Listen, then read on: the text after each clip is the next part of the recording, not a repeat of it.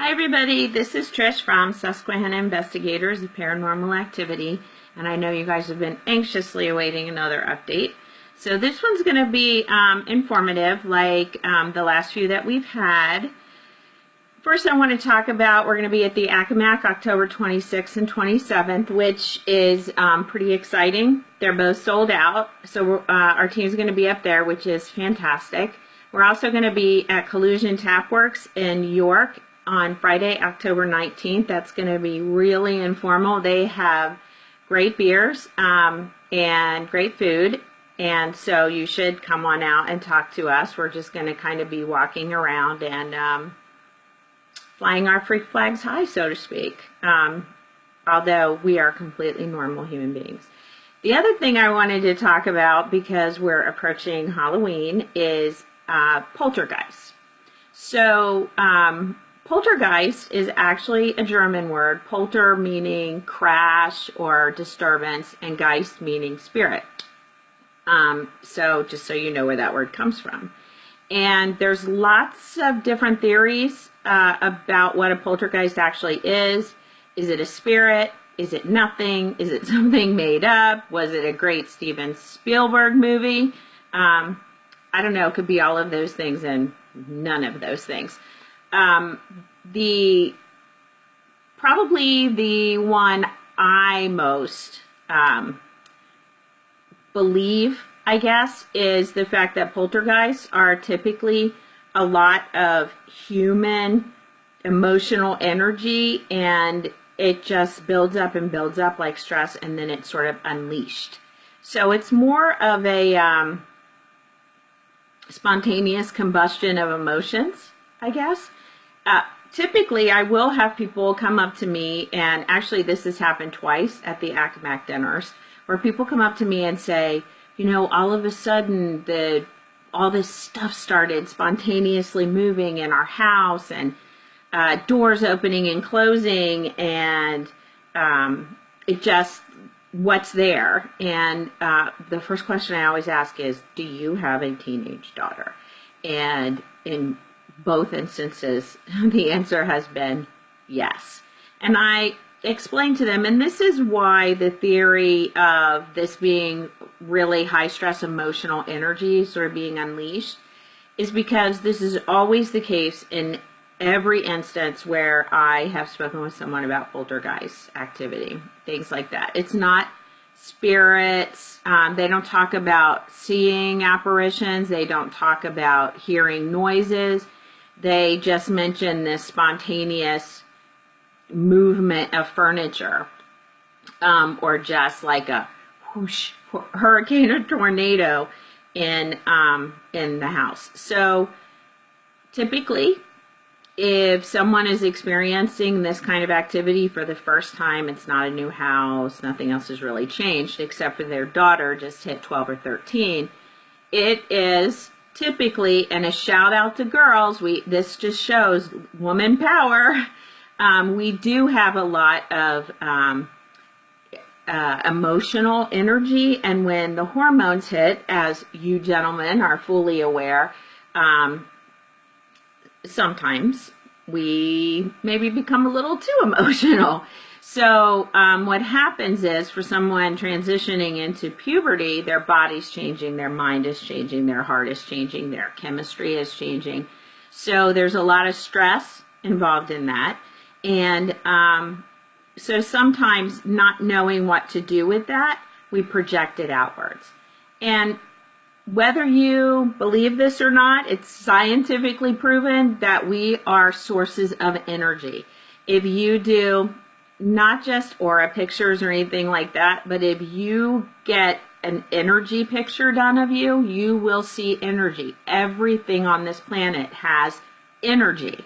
And when that energy is disrupted or doesn't really know where to go, it explodes outward.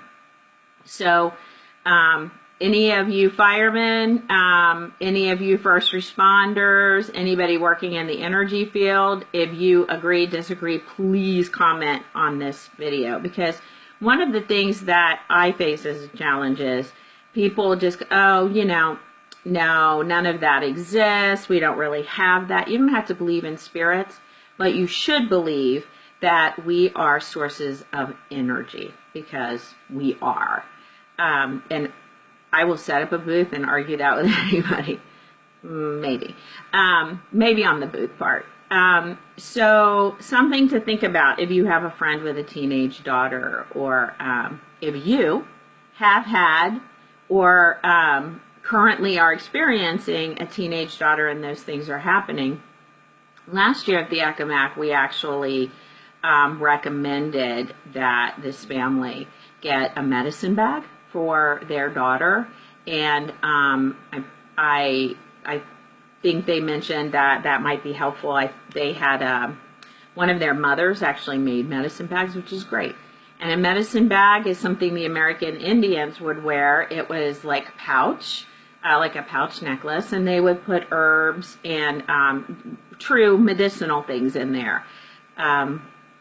I recommend making a medicine bag. If you want guidance on what to put in it, send us an email. Rebecca on our team does a really good job with herbs and crystals. So does Emily, our intern. Shout out to both of you. So really great to have, really great gifts, to be honest with you, because they're specialized. There's a different medicine bag for every person. It's what you need. And it's not fairy dust. It's true herbs, crystals, rocks. These things have energy too, and they can help balance our energy. I happen to be a science geek, huge Star Trek fan. Show my tattoo there. So I believe in science. I absolutely think that science and paranormal are not separated. Paranormal, I believe, actually helps solidify science, what science teaches us. So anyway, so just something to think about with poltergeists. I frankly do not believe that they are spirits. My experience has been that when you meet a spirit of a person who's passed, it's a very different experience. It's very personal. You feel like you're having a conversation with a person, which is one of the main reasons I love our paranormal team. That's a big part of what we do, is knowing the lives of these people, and they're here for a reason still, and just trying to understand who they are and validating that. So very different.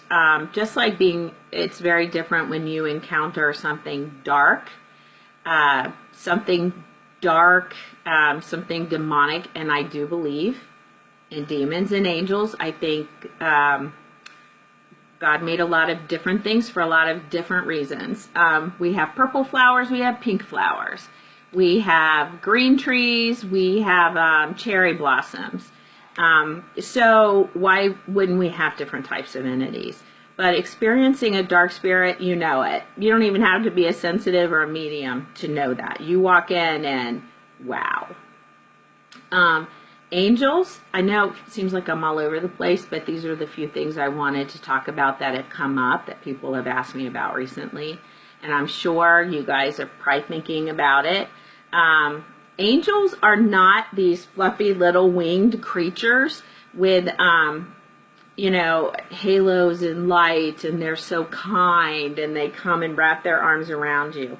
I'm not saying that God doesn't do that. I think he does, and I think he provides that. And I think one of the main ways he provides that is through each other, through our interactions with other humans. But angels, twice in my life I've experienced angels. One I experienced when I did a homeless outreach in New York City when I was 19 years old. And there was a building in New York where the lights had been turned off, the heat had been turned off, and this was February in New York, in Manhattan, and trust me when I say it was freaking cold. And I'm talking like 20 degrees, and the wind was blowing. If any of you have ever been in Manhattan in February, you know what I'm talking about. So we were there, it was probably about 1 or 2 o'clock in the morning, and somebody had built a fire in like a trash can outside, and people were able to keep warm by this fire who lived in this building. And we didn't go and, we were in the parts of New York that had homeless people and people in this type of situation. And the person who built the fire, or should I say angel at this point, was probably close to 7 feet tall and frankly looked pretty badass. So we went up, we saw him, we went up to offer him a blanket, food, coats, scarves. We had all those things with us. And when we approached him, as we walked closer, he literally sort of disappeared. And as all the people started walking around the fire. I'm not making that up. I think it might sound like made up to you guys, but I tell the truth. Believe me or don't believe me. But this angel, let me tell you, and you could feel the energy, the purity, the presence of this angel. And this guy could pretty much kick anybody's butt. He was big and strong and fierce, and you could sense that around him. Angels do battle. They're warriors, and they do battle for us, and I absolutely believe that. We call them angels. They could be, I don't know, we call them angels. That's how most people understand them. Some people might call them spirit guides, but they're not human. They're not human spirits. They're not people who have passed and are here. It's just a different feeling. The other thing that you will experience when you are in the presence of an angel, the smell of fresh flowers. And I don't mean like fresh flowers, like you got a flower delivery. I mean like pure floral scent.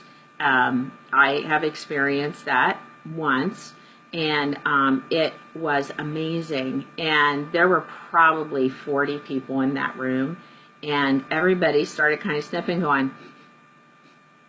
And then all of a sudden, 5 or 6 people, do you smell that? It smells like flowers.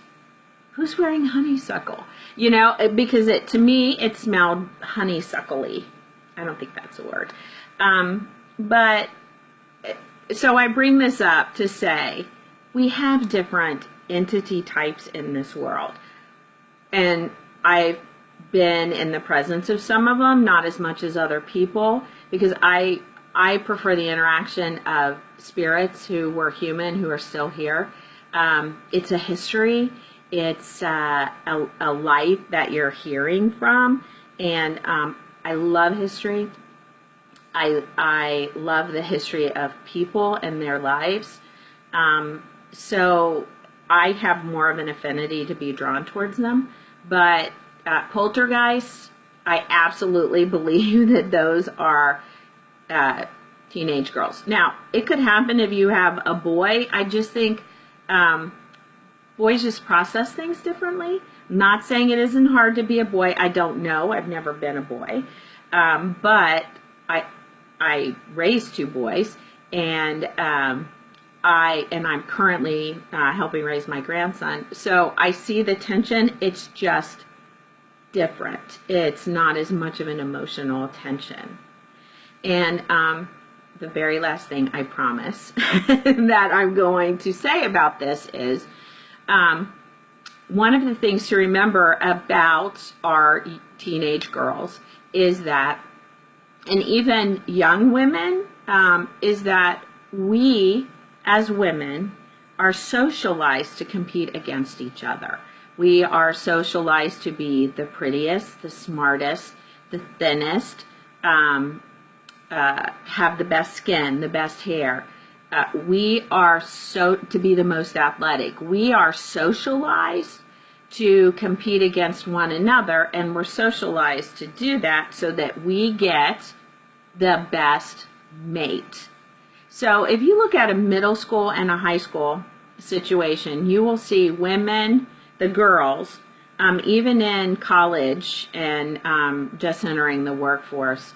And for some of us middle-aged ladies, we experience this as well. Women compete against each other. Whereas you will look at the same situation with men.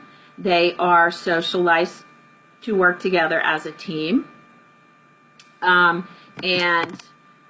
Sorry, I think we just went black. My computer sort of shut down. But men are socialized to work together to accomplish a goal. You look at that with, you see that with first responders, men in the workforce, leadership teams.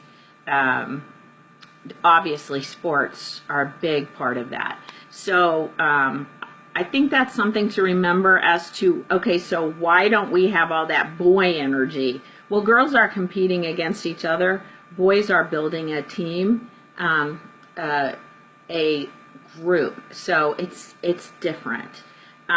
So just something to think about. And now I will stop with my rambling musings. I hope we get to see some of you at the ACAMAC or at Collusion. If you are a fan of these, please come up and say hi to any of us. I promise you, we don't bite and we're not too scary. All right, everybody, have a great Halloween if we don't speak to you before then, and we'll see you soon.